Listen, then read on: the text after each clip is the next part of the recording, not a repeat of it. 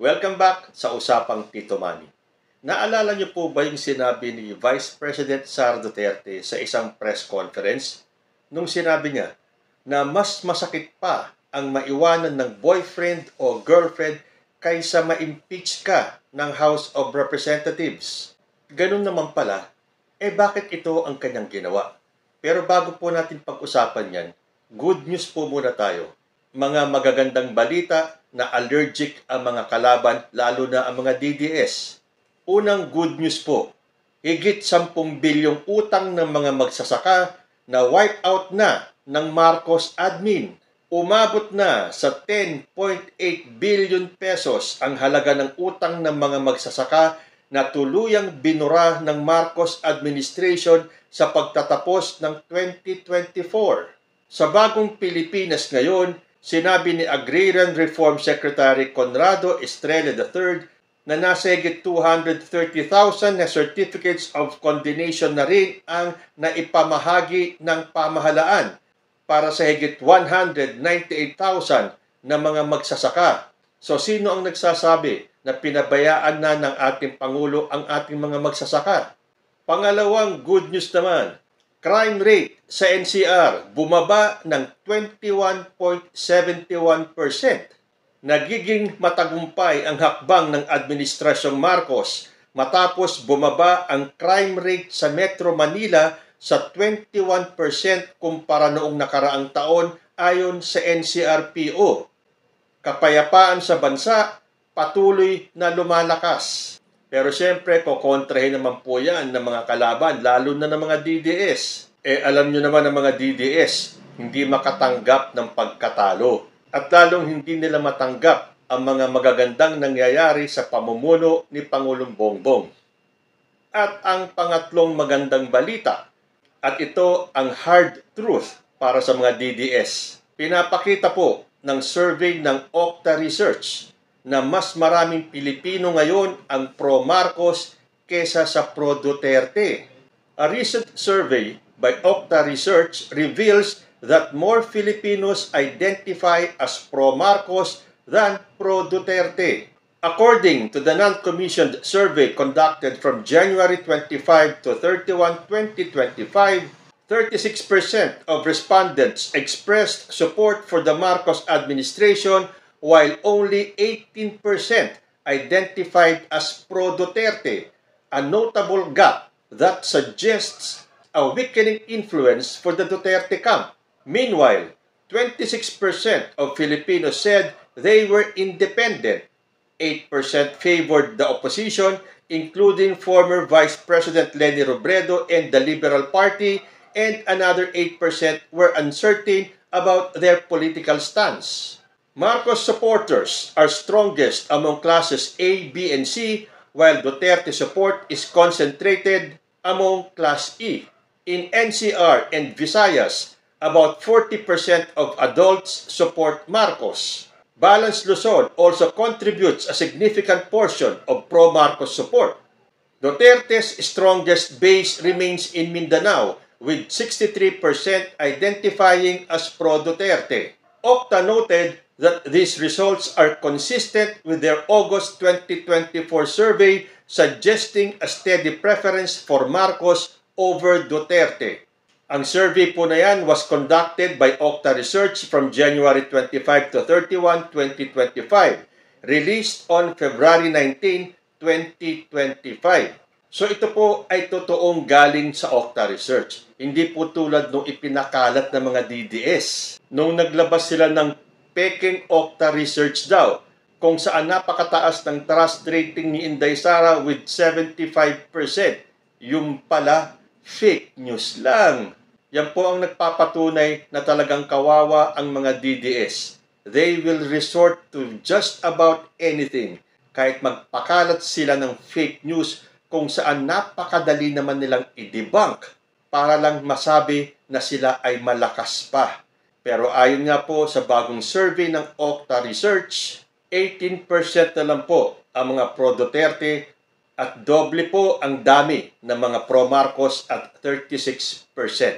Okay, so mabalik tayo dun sa binitawang salita sa isang press conference ni Vice President Sara Duterte kung saan sinabi niya na mas masakit pa ang maiwanan ng boyfriend o girlfriend kesa ma-impeach ka ng House of Representatives.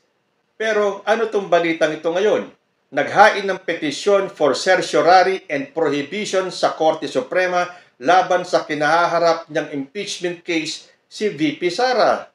Akala ko ba mas masakit pa ang maiwanan ng boyfriend o girlfriend kaysa sa ma-impeach? O bakit hinaharangan ngayon ni VP Sara? Noon sinabi pa niya, welcome news daw ang impeachment. Dahil doon sa impeachment trial, siya lang ang babanatan, siya lang ang babatikusin, siya lang ang iimbestigahan at malilibre ang kanyang mga tao. So para bang dibaling siya na ang maimbestigahan, wag lang yung kanyang mga tauhan. And yet ngayon, bigla siya magfa-file ng petition for certiorari. Ano po ba ang ibig sabihin ng certiorari? Ayon po kay Google, a petition for certiorari is a request to a higher court to review a decision made by a lower court. So ibig sabihin, gusto ng kampo ni Sara Duterte na i-review ng Korte Suprema ang desisyon na ginawa ng House of Representatives tungkol sa kanyang impeachment case. So, ibig sabihin, hinaharangan ni Sara Duterte ang kanyang impeachment case. Na kung dati parang chill-chill lang siya, wala siyang pakialam, na siya ay unaffected. So, kunwarian lang pala yung mas masakit pa ang iwanan ng boyfriend o girlfriend kaysa sa ma-impeach. Dahil sa ginawa nilang pag-file ng petition sa Supreme Court, lumalabas lang na apektado masyado si Sara Duterte. At ayon nga sa balita sa Inquirer, ang kanyang amang si dating Pangulong Rodrigo Duterte ang tatay yung isa sa kanyang mga abogado sa kanilang petition na harangin ang impeachment ni Sara Duterte. Ang tatapang magbitaw ng mga salita, pero kapag andun na sa totoong buhay, nababahag ang mga buntot. So ano ngayon ang mas masakit? Ang iwanan ng boyfriend at girlfriend o ang ma-impeach? Dahil ngayon po, dumadami, tumataas ang clamor galing sa taong bayan, galing sa ibang senador, galing sa ibang mga kongresista. Dumadami ang nagpapahayag na dapat harapin ni Sara Duterte ang impeachment court, na dapat umpisahan na ng Senado ang impeachment trial at wag nang ipagpabukas pa o ipagpaliban pa. Dahil trabaho ng Senado ang magsagawa ng isang impeachment proceedings. Hindi nga ba't sinulatan ni Senate Minority Leader Coco Pimentel si Senate President Chis Escudero para sabihin na tungkulin ng Senado na agad-agad ipatupad ang impeachment trial? Nakasaad sa sulat ni Aquilino Coco Pimentel III kay Senate President Francis Chis Escudero, sabi niya, Dear Senate President Escudero, good day. I write to emphasize the constitutional mandate requiring the Senate to act forthwith on the impeachment case of Vice President Sara Duterte as provided under Article 11, Section 3, Paragraph 4 of the 1987 Constitution. In case the verified complaint or resolution of impeachment is filed by at least one-third of all the members of the House of Representatives, the same shall constitute the articles of impeachment, and trial by the Senate shall forthwith proceed. Since it is a constitutional provision or term we are giving meaning to, the term forthwith must be interpreted in accordance with the verba legis rule. That is, it should be given its plain and ordinary meaning. According to the Merriam-Webster Online Dictionary, forthwith means without any delay or without interval of time.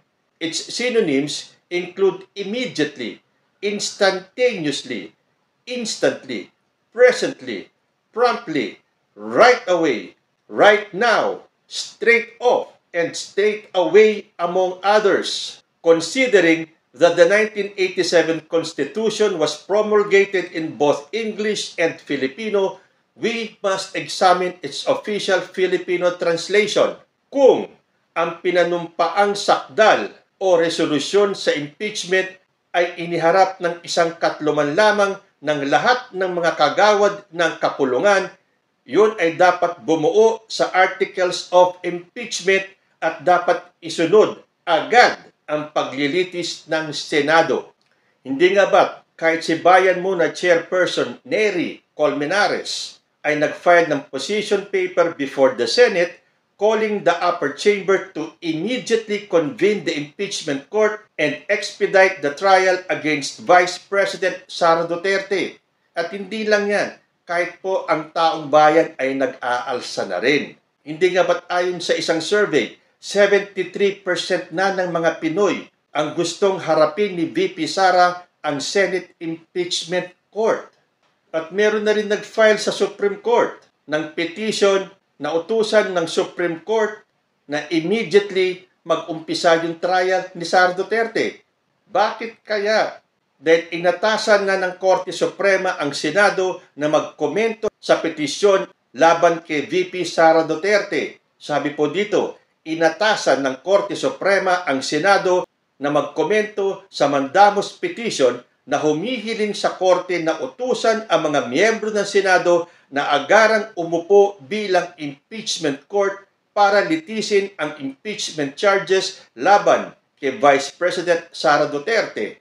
Binigyan ng Korte ang Senado ng 10 araw para isumite ang mga komento sa petisyon na isinampa ni Catalino Aldea Generillo Jr. laban sa Senado. Pero bakit parang deadma pa rin itong si Senate President Chis Escudero? At sa gitna ng clamor ng taong bayan na umpisahan na ang impeachment trial, tanong ni SP Chis Escudero, what clamor? Ayon sa balita ng Philstar, what clamor? Senate won't bow to pressure over Sara Duterte impeachment. Sabi po yan ni Escudero. The Senate will remain steadfast amid external pressures surrounding the impeachment trial of Vice President Sara Duterte. Sabi po yan ni Senate President Chis Escudero. The statement came as several cases have been filed with the Supreme Court on the historic impeachment, either to compel the upper chamber to proceed with the trial or to have the proceedings halted. Responding to the attention, Escudero rejected suggestions of a clamor and said any noise on the impeachment will not sway the Senate. What clamor? From who? Tanong pa yan ni Escudero. So hindi siguro alam ni Escudero na 73% na ng mga Pinoy ang gustong makitang ituloy yung impeachment trial na yan. Deadma din siya sa sulat ni Coco Pimentel or dun sa petisyon ni Nery Colmenares. Sabi pa niya, there have been 3 people who urged him to work on the proceedings with urgency during the congressional break and before the midterm elections in May. So hinahanap ni Escudero yung clamor. Dahil sabi niya, I do not define that as clamor. Ano kaya hinihintay ni Escudero? Ang magalit ang taong bayan? Duterte's impeachment case was transmitted to the Senate just before Congress adjourned for its break, while some have argued that senators should address it during recess. Escudero has maintained that proceedings will begin in the 20th Congress after 12 new senators are elected. Ano ang point of view ni Escudero? Impeachment trials in the past took place after the recess. Escudero said, arguing that Duterte's case should not be treated differently. Even a real clamor would not put those voices in the right. So kahit na supermajority na ng taong bayan at 73% ang gustong makita si Sara Duterte na harapin ang impeachment court, deadma lang si Escudero sa clamor na yon. Although ang sabi naman ni Escudero, the Supreme Court would be the one authority that could move the Senate to act. It is not like I would say no. So ibig sabihin, hihintahin ni Chis Escudero kung ano ang magiging desisyon ng Korte Suprema. So sa tingin ninyo, meron bang katwiran si Chis Escudero kung bakit gusto niyang sa Hulyo pagawin ang impeachment trial ni VP Sara? Although habang tumatagal po, dumadami ang mga Pilipino nagdududa sa totoong agenda ni Senate President Chis Escudero. Ano nga ba ang totoong dahilan? Kayo po, ano ang masasabi ninyo? Comment lang po down below and I will see you in my next video. Diyos ti Agmina.